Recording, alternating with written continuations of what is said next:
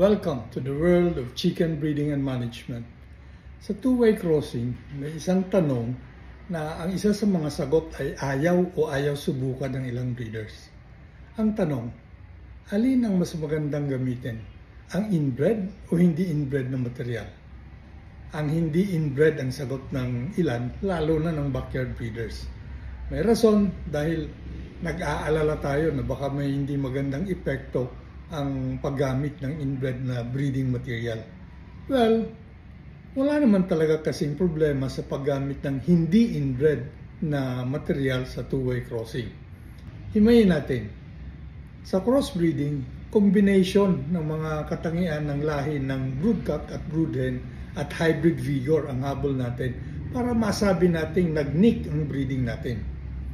Ibig sabihin, maganda ang resulta. At ang pinaka-bonus dito, super ang two-way cross natin.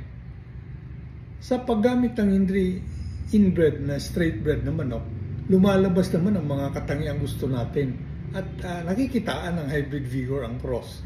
Satisfied naman tayo sa performance ng crosses, lalo na sa laban. Bakit nga naman kailangan pang subukan ng iba?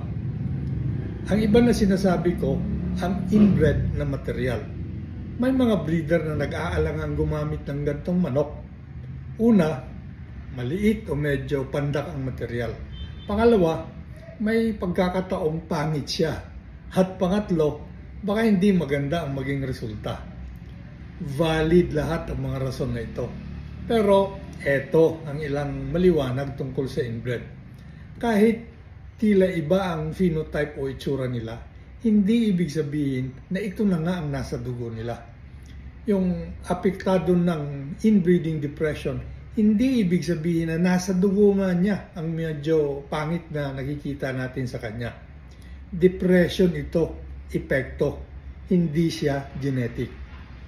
Ang inbred na manok, puro at least sa katangiang naging mayor na rason para papuruin siya. Mas inbred, mas puro sa mas maraming katangian. Meaning to say, mas prepotent, mas nakababato ng katangiang nasa dugo niya. Sa crossbreeding, anuman ang naging epekto ng inbreeding sa mga manok ay nawawala sa cross. Balik ang itsura, balik ang sukat.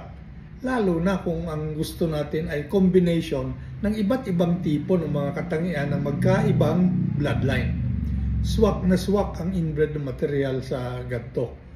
Mas swak ka mo kung parehong inbred ang broodcock at saka broodhen na galing sa magkaibang bloodline. Kahit blend o contrast ang gawin natin, basta pinili natin ang bloodline na may katangiang gusto nating i-blend o i-contrast, okay na okay ang inbred ng materials. Maraming salamat sa panunood.